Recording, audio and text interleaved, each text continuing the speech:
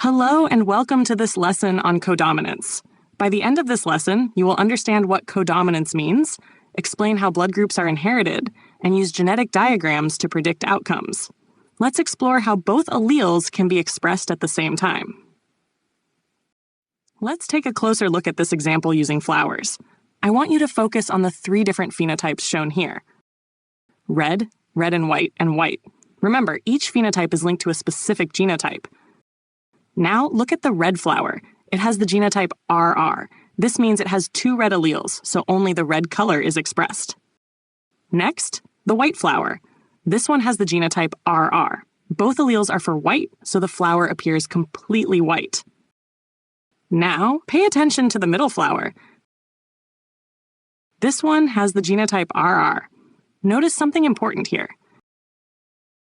Instead of one color hiding the other, both alleles are expressed equally. That's why we can see both red and white petals at the same time.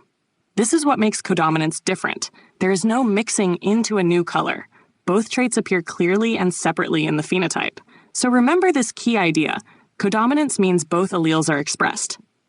No allele masks the other, and both traits appear. Let's take this step by step and really understand what is happening.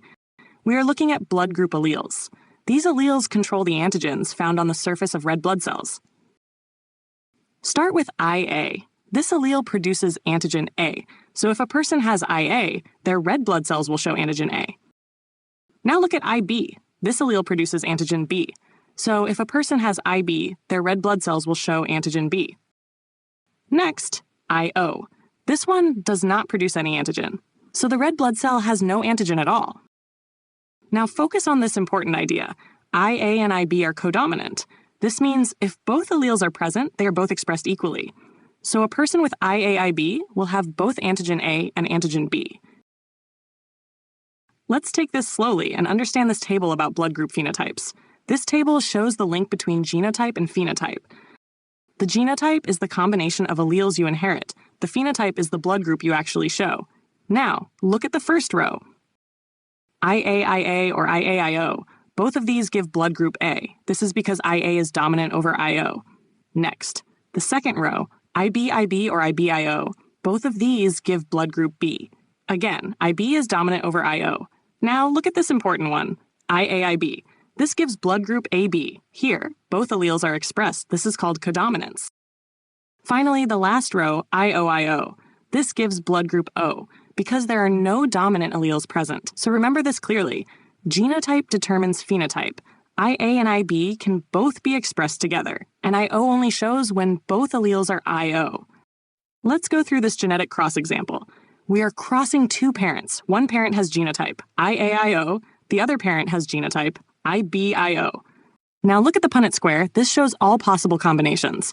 Top row, combine IA with IB gives IAIB, then IAIO gives IAIO.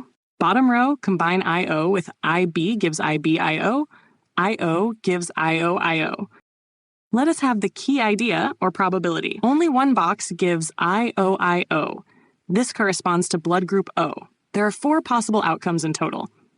For a child to have blood group O, both parents must pass on the IO allele.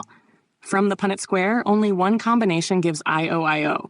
That is 1 out of 4 possible outcomes. So the probability is 1 in 4, which is 25%. Now let's move on to some exam-style practice questions. You can pause the video and try it yourself. Question number 1. A parent with blood group A is crossed with a parent with blood group O. What blood groups could their children have? The parent with blood group A has the genotype IAIO, so they can pass on IA or IO. The parent with blood group O has the genotype IOIO, so they can only pass on IO. From the Punnett square, the possible offspring are IAIO and IOIO. This gives a 50% chance of blood group A and a 50% chance of blood group O. Next, 2 parents both have blood group AB. What phenotypes could their children show? Each parent has the genotype IAIB, so they can pass on either IA or IB. From the Punnett square, the possible genotypes are IAIA, IAIB, and IBIB.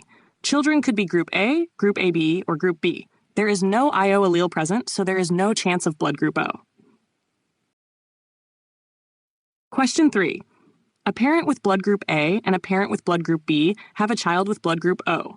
What is the probability of this happening? The parent with blood group A has the genotype IA, IO, and the parent with blood group B has the genotype IB, IO. From the Punnett square, only one combination gives IO, IO. Only IO, IO produces blood group O. So the probability is 1 in 4, which is 25% chance of a child with blood group O.